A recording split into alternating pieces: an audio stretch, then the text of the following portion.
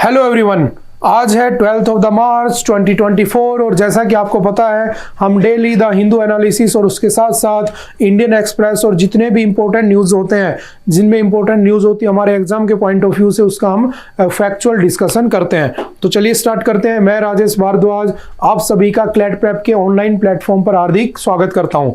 तो चलिए आज की जो पहली इंपॉर्टेंट न्यूज आती है तो आपने देखा होगा जो हमारा डीआरडीओ है उसने आज एक बहुत ही अच्छा काम किया। क्या काम किया? तो उसने एक मिसाइल को टेस्ट किया जिसका नाम क्या है, अग्नि 5। अब आप कहोगे कि सर अग्नि 5 तो पहले हो चुकी है।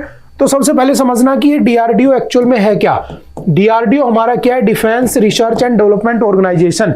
ये defence research and development organisation 1958 में बना होता है और इसका हेडक्वार्टर कहां पे है तो याद रखना न्यू दिल्ली में इसका हेडक्वार्टर है। ठीक है, अब समझना कि इस डीआरडीओ ने किया क्या था। तो इसके अंडर क्या बनाई जाती है, डिफेंस के जितने भी वेपन्स हैं वो सारे के सारे बनते हैं। तो अभी क्या हुआ, अग्नि 5 की जो बैलिस्टिक मिसाइल है हमारी उसकी क्या की गई, मल्टीपल वॉर हेड टेक्नोलॉजी का हमने क्या किया, स्टार्टिंग की और इसको नाम क्या दिया गया, दिव्यास्त्र। तो प्रधानमंत्री नरेंद्र मोदी जी ने डीआरडीओ के साइंटिस्टों को क्या किया, इसके लिए कॉन्ग्रेचुलेट भी किया। तो समझना एक्चुअल में है क्या। अभी तक क्या था समझना कि मान लो ये कोई सरफेस है, ये कोई दूसरा सरफेस है, यहां से तुमने मिसाइल छोड़ी और दूसरे सरफेस को डिस्ट्रॉय कर दिया, खत्म। ठीक है, अब मैंने कहा कि मान लो यहां पर हमने रख रखा एक सरफेस और यहां पर दूसरा सरफेस है और यहां पर S-400 नाम की कोई मिसाइल रखी है जो एंटी मिसाइल डिफेंस सिस्टम है जो आने वाली मिसाइल को खत्म कर देता है। लेकिन अगर मैं ये वाली मिसाइल की बात करूं दिव्य दृष्टि तो या दिव्यास्त्र, सॉरी दिव्यास्त्र है ना, दिव्यास्त्र नाम है इसका। ये क्या करेगा, ये यहां से जाएगा और उसके अंदर क्या लगा होगा, मल्टीपल वॉर हेड लगे होंगे। मतलब ये जो मिसाइल, जो एंटी मिसाइल सिस्टम था वो तो एक मिसाइल को रोक पाएगा, लेकिन एक साथ ही इसके ऊपर आसपास 10, 15, 20 अगर मिसाइलें एक साथ गिरने लग जाएं तो ये कंफ्यूज हो जाएगा और कंफ्यूज हो जाएगा तो इसको पता ही नहीं चलेगा कि कौन सी मिसाइल को रोकना है, कौन सी को नहीं रोकना, और हम वहां पर आराम से अटैक कर पाएंगे। तो इसीलिए ये स्पेशल बन जाती है क्योंकि इसके अंदर क्या रखे जा सकते हैं, तो मल्टीपल वॉर हेड रखे जा सकते हैं। तो आपसे एग्जाम में डायरेक्टली पूछेगा मल्टीपल वॉर हेड की कौन सी टेक्नोलॉजी है, क्या नाम है उस मिशन का, तो दिव्यास्त्र नाम है। मिसाइल का नाम क्या है तो याद रखना अग्नि 5।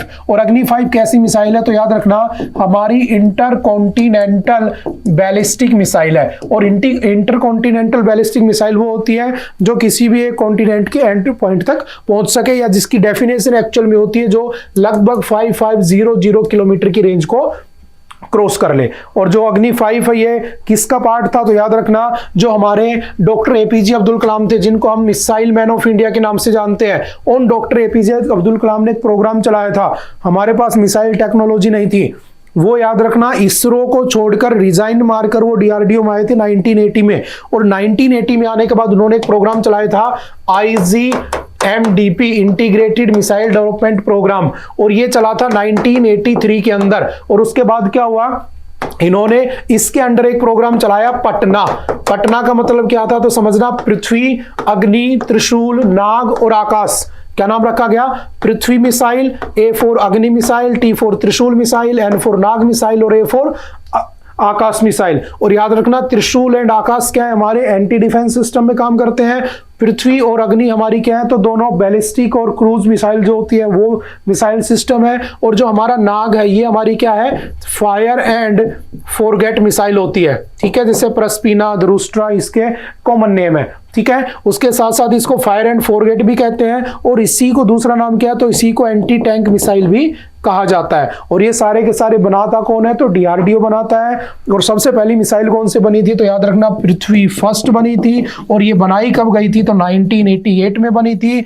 और इसी वजह से जो पहली मिसाइल थी वो बनाई थी डॉक्टर एपीजे अब्दुल कलाम ने, और इसलिए हम उनको क्या कह देते हैं, मिसाइल मैन ऑफ इंडिया के नाम से जानते हैं। ठीक है, तो ये जो दिन है आज का हमारे डिफेंस सेक्टर के लिए बहुत ही इंपॉर्टेंट हो जाता है, तो इसको थोड़ा सा ध्यान रखना।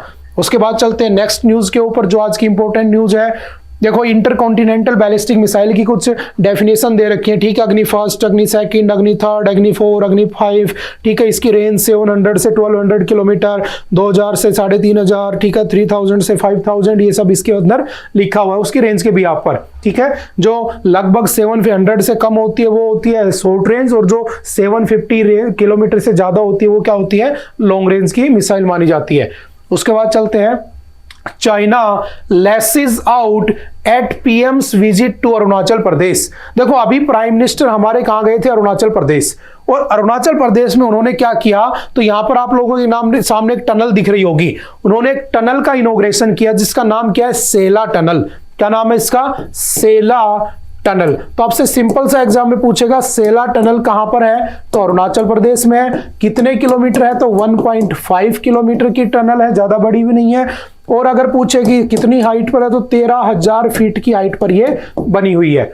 अब समझना ये इंपॉर्टेंट क्यों है, क्यों चाइना हमारे को वो कर रहा है, परेशान कर रहा है, चाइना हमारे ऊपर एलिगेशंस लगा रहा है। तो एक्चुअल में ये है कहां, तो यहां से आपने एक नाम सुना होगा त्वांग डिस्ट्रिक्ट और ये सब, तो मतलब बिल्कुल चाइना के बॉर्डर पर। इससे पहले क्या था, देखो ये ऊपर वाला रीजन दिख रहा है, पहाड़, इस पहाड़ से, ठीक है, इस वाले पहाड़ से ऊपर से आपको जाना पड़ेगा, तो बहुत ज्यादा टाइम लगेगा। आर्मी जब तक पहुंचेगी वो कैप्चर कर चुके होंगे। तो इसमें क्या होगा, आपने पहाड़ के अंदर से काट कर क्या बना दी? टनल बना दी। और याद रखना ये टनल सिर्फ वीकेंड्स के ऊपर एक्टिव रहेगी, ठीक है। और इसका जो सोल पर्पज है बनाने का, वो सिर्फ और सिर्फ डिफेंस को कंट्रोल करने के लिए, या सॉरी डिफेंस को स्ट्रॉन्ग करने के लिए इसको बनाया गया, कि जब भी हमें इमरजेंसी पड़ेगी और हमारी आर्मी को वहां जाना पड़ेगा तो तुरंत वहां पर पहुंच जाएंगे, ताकि चाइना जो एलिगेशंस लगते हैं या जो एक्चुअल में वो कब्जा करता है वो ना कर सके। अब यहां से एक बात समझना, चाइना के साथ हमारी कौन सी बाउंड्री लगती है, तो याद रखना चाइना के साथ हमारी जो बाउंड्री लाइन है उसे अब मैकमोहन लाइन कहते हैं, ठीक है। और याद रखना ये जो टनल है ये कौन से रीजन में बनी है, तो लाइन ऑफ एक्चुअल कंट्रोल वाले रीजन में बनी हुई है। याद रखना दो चीजें होती हैं, एक होता है लाइन ऑफ कंट्रोल, वो पाकिस्तान के साथ है हमारी, एक होता है लाइन ऑफ एक्चुअल कंट्रोल, वो हमारी चाइना के साथ है। एक होता है मैकमोहन लाइन, ये चाइना और इंडिया को सेपरेट करती है। एक होती है रेड क्लिफ लाइन, ये इंडिया और पाकिस्तान को सेपरेट करती है, या इंडिया और बांग्लादेश को करती है, क्योंकि बांग्लादेश पहले ईस्ट पाकिस्तानी था। और अगर पूछे बांग्लादेश को, सॉरी अफगानिस्तान को कौन सेपरेट करती है, तो अफगानिस्तान को सेपरेट करने वाली कौन सी है, तो डूरंड लाइन है वो हमारी, ठीक है। और सबसे ज्यादा बाउंड्री हमारी किसके साथ लगती है, बांग्लादेश, जो कि 4096.7 किलोमीटर है। सबसे कम बाउंड्री हमारी अफगानिस्तान के साथ लगती है, जो कि 106 किलोमीटर है, ठीक है। उसके बाद चलते हैं, जैसे इसमें दिखा भी रखा है कहां पर कनेक्ट करेगी, तो भूटान, अरुणाचल प्रदेश, ये हमारी मैकमोहन लाइन बनी हुई है, ठीक है। ये ईस्टर्न सेक्टर हो गया, ठीक है। ये सेंट्रल सेक्टर हो गया, ये अक्साई चीन हो गया जहां हमारी चाइना के साथ लड़ाई चलती रहती है। सियाचिन हो गया जहां पर सबसे हाईएस्ट पॉइंट है, एक्चुअल में ये हमारा ही था, लेकिन 1962 की जो बैटल हुई थी चाइना वॉर, उसके अंदर ये वो कब्जा लेते हैं। उसके बाद देखो यहाँ पर ये भूटान, ये यहाँ पर तवांग, ये जो तवांग वाला रीजन है जो न्यूज में बना रहता है, बहुत बार आपने देखा होगा, इस तवांग वाले रीजन में क्या बनाई गई है, ये टनल बनाई गई है, ठीक है। तो इसका थोड़ा ज्योग्राफिकल भी याद रखना मैप, ठीक है। उसके बाद चलते हैं इंपॉर्टेंट, द हिंदू का आज आपने एक आर्टिकल देखा होगा, Supreme Court seeks Tamil Nadu's response to Madras high court order on the child porn. तो देखो चाइल्ड पोर्न एक्चुअल में मैं ज्यादा नाम नहीं लूंगा, वरना तो हो सकता है कि अपने जो यूट्यूब चैनल है इसी को बैन कर दिया जाए, ठीक है ना। ये मतलब कि इसके ऊपर बहुत सारे रेस्ट्रिक्शंस है, तो मैं जस्ट पोर्न बोलूंगा। तो एक्चुअल में क्या हुआ कि एक लड़का था जो 28 साल का था, वो चाइल्ड या पोर्न देखता पकड़ा गया। जब पकड़ा गया तो उसको पुलिस के सामने ले जाया गया, तो जो वहां की मद्रास हाई कोर्ट थी, उस मद्रास हाई कोर्ट ने उसको बिना किसी कन्विक्शन के, बिना किसी चार्ज के छोड़ दिया, और कह दिया कि जो पोर्न देखना है ना वो एक इंसान की पर्सनल लिबर्टी में आता है। हाँ ये बात सच भी है। अगर आप देखोगे हमारे आईपीसी इंडियन पीनल कोड जो 1860 में आया था, उसका एक सेक्शन है सेक्शन 292, इसमें साफ साफ लिखा हुआ है कि watching porn alone is not a offence, ठीक है। लेकिन याद रखना वो किस केस में फंसा था, उस वाले केस में भी याद रखना आपने पढ़ा होगा पोक्सो, एक एक्ट आया था पोक्सो कब आया था, 2012 में। क्या करता है ये, बच्चों को या जो बच्चे होते हैं उनको सेक्सुअल हैरेसमेंट से बचाता है ना। अब समझना ये जो इफेक्ट है या ये जो केसेस ये बढ़ते जा रहे हैं, आपने देखा होगा 2018 में ये सिर्फ और सिर्फ लगभग 45 केसेस इंडिया में हुआ करते थे। आज 2022 की अगर मैं बात करूं 2 साल पहले की, तो लगभग ये 1700 केसेस हो चुके थे। तो इतने ज्यादा इंक्रीमेंट हो चुका है, मतलब कि ये जो मेंटेलिटी है ये बहुत ज्यादा बढ़ती जा रही है, जो कि कहीं ना कहीं हमारी सोसाइटी के लिए घटिया है।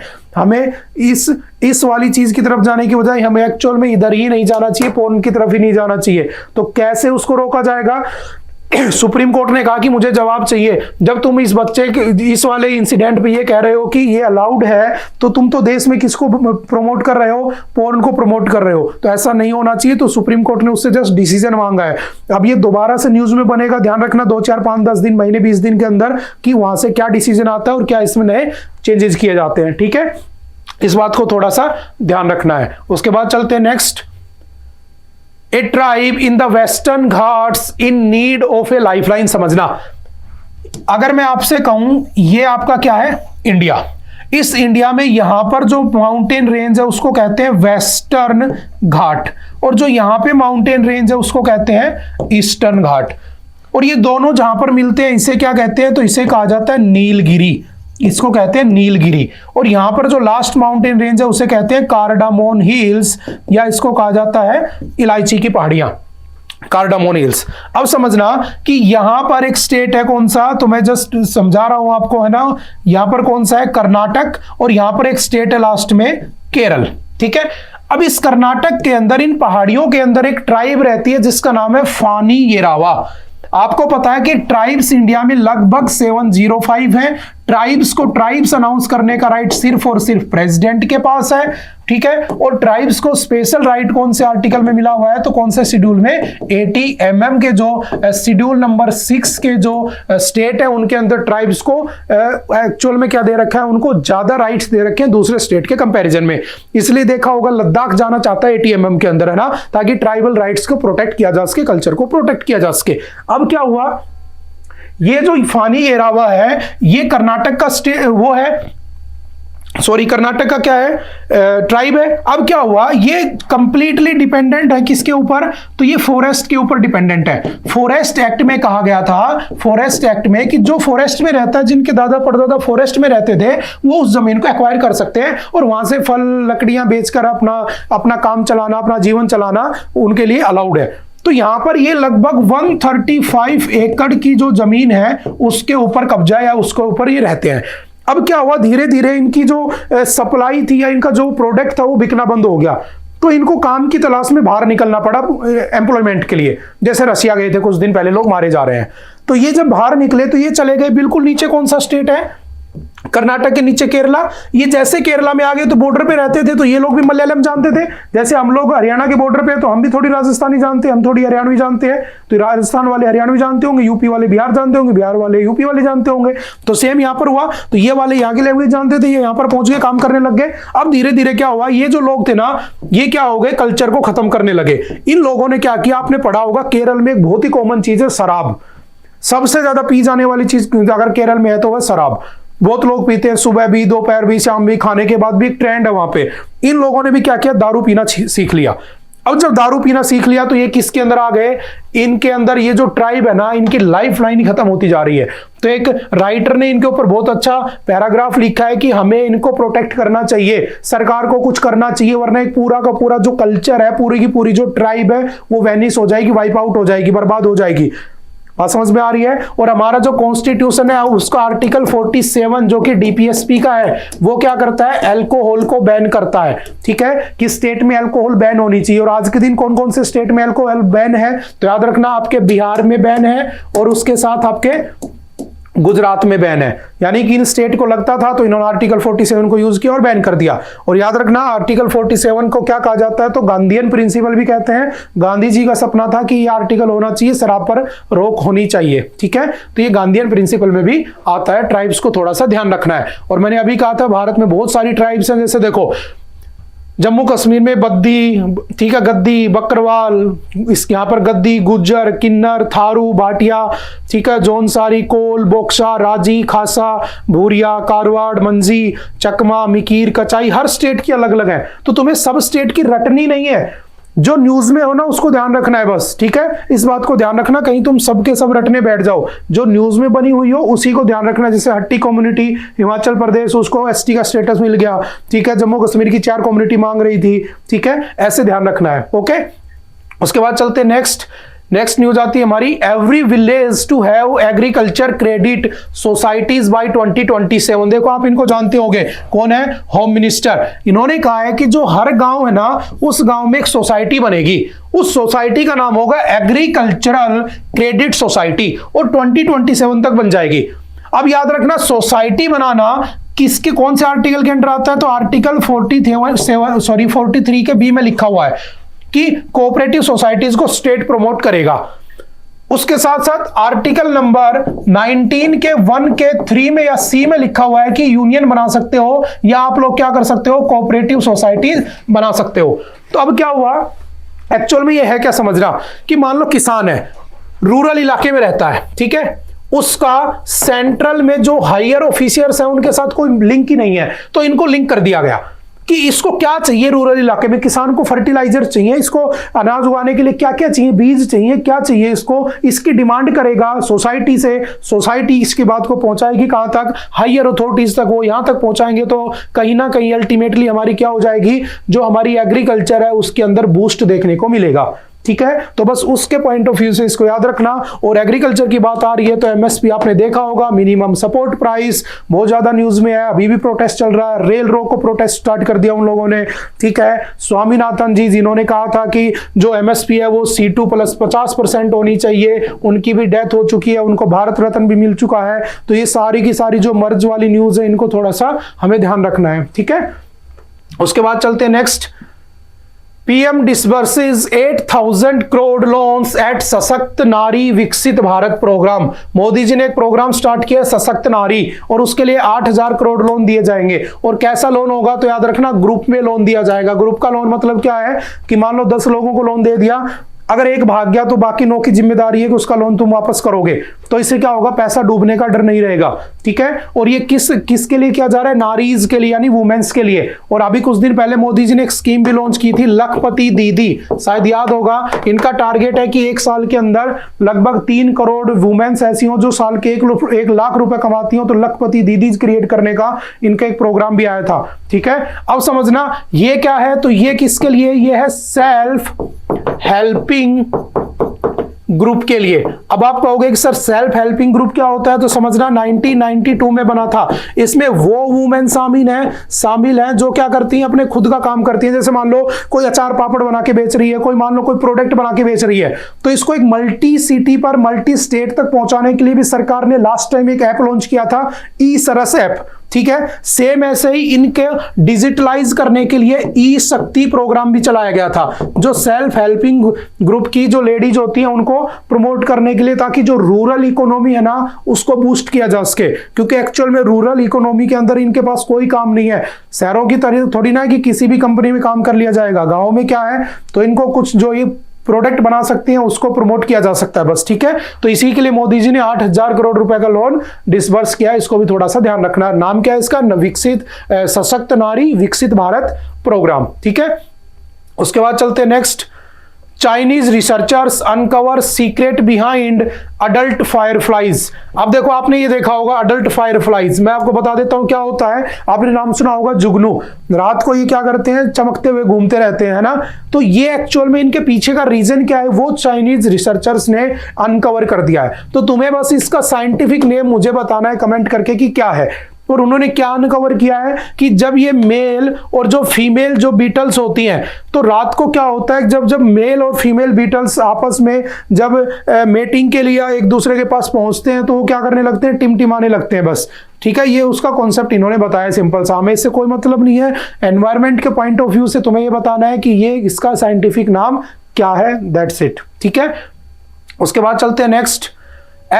सुप्रीम कोर्ट फर्म या SC firm tells SBI to share poll bond details today. आपने कल पढ़ा था कि जो सुप्रीम को, देखो एक्चुअल में एक इलेक्टोरल बॉन्ड आया था, है ना, और इलेक्टोरल बॉन्ड का काम क्या था? 2019 में स्टार्ट हुआ था कि जो पॉलिटिकल पार्टीज होती हैं, उन पॉलिटिकल पार्टीज को कोई भी फंडिंग दे सकता है। अब सोचो, पॉलिटिकल पार्टीज को फंडिंग देगा तो इलीगल पैसा भी आ सकता है। तो अभी पता चला बहुत सारी पॉलिटिकल पार्टीज को बहुत सारा पैसा मिला है। ठीक है, बीजेपी, कांग्रेस, इन सबको अच्छा खासा पैसा मिला है। अब पूछा गया, अच्छा ये फंडिंग किस बैंक में होती है? सिर्फ एसबीआई में होती है। तो सुप्रीम कोर्ट ने इससे पूछा, कई दिन से न्यूज में आप जानते होंगे, सुप्रीम कोर्ट ने इससे पूछा कि मुझे तुम बताओगे 11th ऑफ द मार्च को। इन्होंने कहा कि नहीं बताऊंगा, मैं तो बताऊंगा 30 जून को। फिर इनसे दोबारा से ये बात हुई 6 मार्च को। फिर इन्होंने 11 मार्च को कल कहा, तो कल इन्होंने कहा कि मैं बताऊंगा 30 जून को। इन्होंने कहा मुझे नहीं पता, कल दोपहर के लंच के बाद जब मैं वापस आऊं इस टेबल पर, तो मेरे सामने रिपोर्ट होनी चाहिए कि पैसा किसका था, कहां से आया था, क्यों आया था, क्यों नहीं आया था। तो आज उन्होंने रिपोर्ट प्रेजेंट की होगी, तो कल हम देखेंगे कि उसमें क्या हुआ क्या नहीं हुआ। ठीक है, तो ये बहुत इंपॉर्टेंट चीज चल रही है, ध्यान रखना। SBI, state bank of India, जिसकी फॉर्मेशन कब हुई थी? 1955 में। और पहले इसको क्या कहते थे? इंपीरियल बैंक ऑफ इंडिया कहते थे, जो 1921 में बना होता है, जो कि bank of Calcutta, bank of Madras और बैंक ऑफ बॉम्बे का मिक्स करके बना दिया जाता है। ठीक है, तीनों को मर्ज करके। इस बात को भी थोड़ा सा ध्यान रखना है। कल देखेंगे इसके अंदर फाइनल डिसीजन क्या आता है। ठीक है, डीवाई चंद्रचूड़ क्या उसके अंदर डिस्क्लोज करते हैं। उसके बाद चलते हैं नेक्स्ट। आज के लिए इतना ही था। आज ज्यादा इंपॉर्टेंट न्यूज नहीं थी, लेकिन फिर भी जितना भी था आप लोग उसको अच्छे से पढ़ना। Okay, thank you.